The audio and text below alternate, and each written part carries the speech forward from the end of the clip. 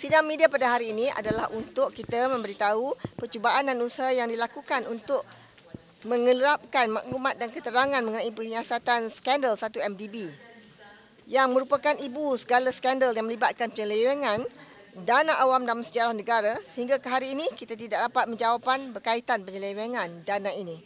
Kamilah semua masuk dalam 30 soalan-soalan, lebih daripada kita sediakan set soalan-soalan untuk ditanya pada setiap kali sidang mesyuarat dengan Dewan Rakyat. Berkenaan dengan tindakan Tuan Speaker dan juga Setiausaha Dewan, di mana soalan-soalan kami berkenaan dengan 1MDB ditolak. Kepada kami sebagai ahli parlimen, tugas kami adalah untuk membangkitkan isu-isu yang di hadapan hati rakyat di Malaysia, di parlimen. Kita semua tidak boleh lari daripada kenyataan bahawa isu 1MDB ini telah pun menjadi satu isu yang besar. Soalan saya, soalan yang cukup senang. Saya baca soalan itu. Tuan Goh Bin Sing Teo minta Perdana Menteri menyatakan apakah status siasatan kes 1MDB dan SRC dan apakah tindakan yang akan diambil. Senang soalan itu. Dan soalan ini bangkit kerana kita ada kenyataan daripada IGP kita yang menyatakan bahawa perkara ini telah disiasat. Kertas siasatan telah pun dihantar ke pejabat peguam negara dan sekian-sekian. Jadi persoalan yang berbangkit adalah seperti mana yang disebut oleh sahabat saya tadi. Peranan Tuan Speaker dalam menolak soalan-soalan sebegini. Saya rasa Tuan Speaker ini kena kaji semula. Saya setuju. Apakah peranan beliau? Peranan beliau sebagai Speaker adalah untuk facilitate a debate dalam parlimen. Maka apa yang penting adalah untuk beliau membenarkan soalan-soalan ini. Ini soalan-soalan yang akan dijawab secara bertulis. Jadi bagi kepada kita jawapan kepada soalan yang mudah itu. Itu nombor satu. Ya. Nombor dua, saya kerap kali sebut, ini adalah peluang keemasan untuk yang amat berhormat Perdana Menteri datang ke Dewan Rakyat dan jawab soalan-soalan yang berkaitan dengan 1MDB. Jadi kenapa tidak diambil peluang keemasan ini?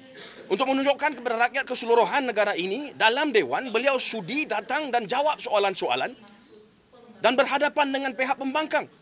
Dan biar rakyat yang buat penilaian berkenaan dengan apa jawapan-jawapan itu, sama ada boleh diterima atau tidak, itu soal lain. Tapi kita kena lihat, bukan saja rakyat Malaysia melihat apa yang berlaku di Parlimen Malaysia. Rakyat seluruh dunia yang tahu berkenaan dengan isu 1MDB ini, mereka juga lihat. Mereka lihat kepada apa yang berlaku di Malaysia, Parlimen Malaysia, di mana semua soalan yang berbangkit yang melibatkan seorang itu ditolak. Jadi itu yang isu yang kedua. Nombor tiga, saya rasa bersangkut dengan soalan kedua. Saya sebagai ahli parlimen Puchong, saya setuju, saya rasa semua setuju. We challenge the Prime Minister. Come to the Dewan and answer questions about 1MDB. Apa susah sangat?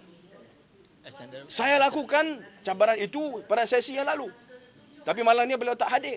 But he has every opportunity this time. And I'm sure all of us here are waiting for him to come to Parliament to answer these questions. Right? Nombor tiga, bila dibangkit usul 99. Seperti mana semua kita tahu, apabila kita ada masalah di mana soalan kita ditolak dan sebagainya, kita boleh buat rayuan melalui notis usul di bawah kaedah peraturan mesyuarat 99. Saya nak tanya di sini, yang saya nak tanya tadi tapi tidak dibenarkan. Bilakah usul kita yang dimasukkan itu dikemukakan untuk debate, untuk hujahan? Maka kita boleh failkan usul itu. Tapi adakah usul itu akan dibawa ke Dewan supaya kita boleh bahas?